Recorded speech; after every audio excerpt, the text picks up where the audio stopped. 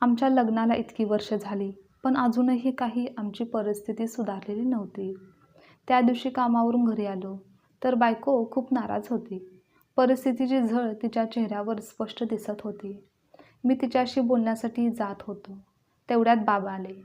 त्यांना पाहून तर आम्हा दोघांना अजूनच टेन्शन आले. त्यांनी आता पैशाची मागणी केली तर, पण नंतर जे काही बाबा बोलले ते ऐकून तर आम्हाला मी आज ऑफिसमधून नुकताच घरी परतलो होतो, थकल्यासारखं आणि उदासतेने. माझी नजर स्वयंपाकघरातून येणाऱ्या बायकोवर पडली. ती खूप अस्वस्थ त्या दिवशी दिसत होती. ती आज फारच शांत होती. तिचा मूड पाहताच मला कळलं होतं की काहीतरी गडबड नक्कीच आहे. म्हणूनच मी हात आणि चेहरा धुतला आणि तिला टॉवेल तिच्याकडून मागितला. तेव्हा तिने काही न बोलता माझ्याकडे टॉवेल दिला. मी तिच्या खांद्यावर हात ठेवला आणि विचारलं, प्रतिभा, काय झालं आहे? आज जरा उदास दिसत आहेस. मग तिने माझ्याकडे भेदक नजरेनं पाहिलं आणि रागारागाने म्हणाली की काय हो तुमचा अपमान झाला पाहिजे आहे का? तुम्हाला कोणत्या गोष्टीचं टेन्शन नाही, एका क्षणाचाही काळजी नाही. डॉक्टरांनी मला लक्ष द्यायला सांगितलं होतं, नाहीतर हा आजार कधीही पाय पसरू शकतो. या सुरकुत्या म्हातारे झालेले केस, मी तारुण्यात म्हातारी होत आहे, या काळजी आणि विचाराने. मी बोललो, कशाला इतकी काळजी करतेस? सोडून दे, सर्व काही होईल ठीक. मी आहे ना. त्यावर प्रतिभा म्हणाली, हो, पाहतच आहे इतकी वर्ष सर्व काही. आता मात्र माझ्या अपयशाची लाज वाटून मी पलंगावर डोळे खाली करून बसलो होतो. बायको मुलांची काळजी घेणे, त्यांच्या गरजा भागवणे हे माझे कर्तव्य आहे. पण मी काय करू? हे माझे दुर्दैव आहे. देशाची प्रगती होत आहे, लोक सुखी आहेत, पण वाढत्या महागाई आणि बेरोजगारीमुळे मी दिवसेंदिवस गरजांच्या ओझ्याखाली दबत चाललो आहे. वीज बिलापासून रेशन धान्य पाण्याच्या बिलापर्यंत सर्वच वस्तूंचे भाव गगनाला भिडले असून पगारवाढीच्या नावाखाली मात्र कार्यालयात धमक्या दिल्या जातात. पगार तर वाढतच नाही, महागाई मात्र दिवसेंदिवस वाढतच चाललेली आहे. नोकरी कधीही जाऊ शकते, तोच जुना पगार ही एक अजून मजबुरी बनली आहे. अशा परिस्थितीत मी काय करावं हे मलाच सुचत नव्हतं. मी देखील हतबल झालो होतो. इतक्यात माझ्या घराच्या दारावर टकटक वाजली. तेव्हा मला माझ्या परिस्थितीबद्दल अस्वस्थ वाटले. मुलांनी गेट उघडलं तेव्हा त्यांना दिसले की त्यांचे आजोबा आले आहेत. आजोबांना पाहून मुलांनी आनंदाने उड्या मारल्या, पण माझा श्वास मात्र आता वेगवान झाला. बायकोने पुन्हा माझ्याकडे पाहिलं, जणू ती मनात म्हणत असेल, आता अशा परिस्थितीत वडील अचानक कशासाठी आले असतील? ते काही आर्थिक समस्या घेऊन तर आले नसतील ना?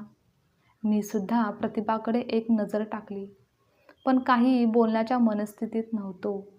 म्हणून मी पटकन उठून माझ्या वडिलांकडे गेलो. त्यांच्या पायांना स्पर्श केला आणि त्यांना बसण्यास सांगितलं. प्रतिभाने देखील त्यांना नमस्कार केला आणि जेवायला सांगून स्वयंपाकघरात गेली. आता मला आणखीनच एकटं वाटत होतं. प्रतिभा तोंड लपवत किचनमध्ये गेली होती. मला भीती वाटत होती की बाबा पैशाबद्दल काही बोलतात तर काय. म्हणून मी शक्य तितक्या लवकर मुलांना बोलावले आणि खोलीत परत निघून गेलो. वडीलही मला जाताना बघत होते. मी स्वयंपाकघरात आल्यावर प्रतिभा म्हणाली, बाबा काही आर्थिक मदतीच्या अपेक्षेने आले असावेत. अशावेळी फक्त आपणच त्यांना आठवतो. धाकट्या भावाची आठवण कोणालाच येत नसते.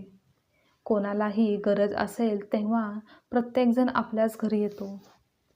हे शब्द प्रतिभा कधीच उच्चारत नसली तरी यावेळी तिच्या घरची गरिबी एवढ्या पातळीवर गेली होती की तिला मरण्यासाठी विष विकत घ्यावं लागलं तरी तिच्याकडे पैसे नव्हते, अशी परिस्थिती सध्या निर्माण झाली होती. एकीकडे प्रतिभा सतत असं काही म्हणत होती आणि दुसरीकडे मला काहीच सुचत नव्हतं. पण सध्या वडिलांचा आदर करणे व घरात त्यांच्यासमोर भांडण न करणेच योग्य होते. प्रतिभा तशी समजूतदार हुशार होती, पण ती आर्थिक संकटाने त्रस्त होती. त्यामुळे ती अनियंत्रित होती. तिची बडबड स्वयंपाकघरात चालूच होती. थोड्या वेळाने प्रतिभा शांत झाली. जेवण बनवून झाल्यावर ती जेवण घेऊन टेबलावर ठेवते. आता वडील आणि मुले एकत्र जेवायला लागली. वडिलांनी अचानक माझ्याकडे बघितलं आणि मला त्यांच्याजवळ बसायला सांगितलं. माझे श्वास आणि माझे हृदय दोन्ही वेगवान झाले. कारण माझ्या वडिलांनी काही मागणी केली तर मी काय करणार होतो? कारण सध्या माझ्याकडे फक्त बघण्याची वेळ होती. वडील म्हणाले, "हे बघ, सध्या काम चांगले सुरू आहे. शेतीची खूप कामे आहेत. त्यामुळे आजच गाडीने जावे लागेल. मी इथे आता राहू शकत नाही. तुझ्या आईला तुझी काळजी वाटत होती. गेल्या काही महिन्यापासून तू खूप कमी बोलत होतास आणि तू हे तेव्हाच करतोस जेव्हा तुला काहीतरी त्रास होत असतो. ही तुझी लहानपणापासूनची सवय आहे." आणि नातवंडांची आठवणसुद्धा खूप येत होती. बाबांच्या या बोलण्यात काळजी आणि प्रेम दिसत होतं, पण माझ्या मनात परिस्थितीची भीती जाणवत होती. आत्तापर्यंतचा संवाद सर्व काही ठीक होता, पण आता बाबा काय बोलणार म्हणून मी अवाक झालो. मी प्रतिभाकडे एक कटाक्ष टाकला आणि पाहिलं तर ती किचनच्या दाराच्या चौकटीत मागे उभी होती. आणि मग बाबा काय सांगणार आहेत हे जाणून घेण्याची उत्सुकता होती. आता बाबांनी कुर्त्याच्या खिशामध्ये हात घातला आणि लिफाफ्यातून काही रोख रक्कम काढली आणि माझ्याकडे दिले. हे पाहून तर मी आश्चर्यचकित झालो, जणू काही हादरलोच. क्षणभर मी स्तब्ध होऊन पाहतच राहिलो. तेव्हा वडील म्हणाले, "अरे बेटा, हे घे. आता तू एवढा मोठा झाला नाहीस की आपण दिलेले आशीर्वाद, प्रेम तू स्वीकारू शकत नाहीस. असो, यावेळी पीक चांगले आले होते, त्यामुळे काही अडचण नाही." आता प्रतिभाकडे बोट दाखवत म्हणाले, "सुनेची आणि मुलांची चांगली काळजी घे. ती किती कमकुवत होतीये बघ आणि स्वतःलाही जप." असं बोलत त्यांनी माझ्या हातात पैसे ठेवले. आता मात्र माझे डोळे भरून आले आणि मला लहानपणीचे ते दिवस आठवले, जेव्हा मी शाळेत जाताना बाबा मला हात पुढे करून मी 4 आणे त्यांच्याकडून घ्यायचो. पण फरक एवढाच होता की यावेळी माझे डोळे खचले नव्हते, तर प्रेमाने आणि आपुलकीने भरलेले होते. ते उच्च होते आणि आत्तापर्यंत प्रतिभा आणि मी दोघेही चुकीचे सिद्ध झालेलो होतो. म्हणूनच मी स्वतःकडे पाहू शकलो नाही.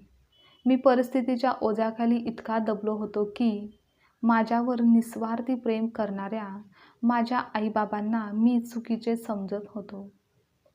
आज मलाच माझी लाज वाटत होती. खरं तर पालक मुलांसाठी ओझे असू शकतात, पण मुले पालकांसाठी कधीच ओझे नसतात. तर ते नेहमीच त्यांची काळजी घेतात व मुले कशीही असली, मुले कशीही वागली तरी अगदी शेवटपर्यंत त्यांच्या प्रेमात, त्यांच्या काळजीमध्ये काहीच बदल होत नाही. आणि या जगात सर्वात आधी व सर्वात जास्त प्रेम फक्त आईवडीलच करत असतात. परिस्थिती पाहून नाही, तर मुलांच्या निस्वार्थी प्रेमासाठी. आजची कथा तुम्हाला आवडल्यास लाईक, शेअर, कमेंट करा आणि चॅनलवर नवीन असाल तर चॅनलला सबस्क्राईबसुद्धा नक्की करा.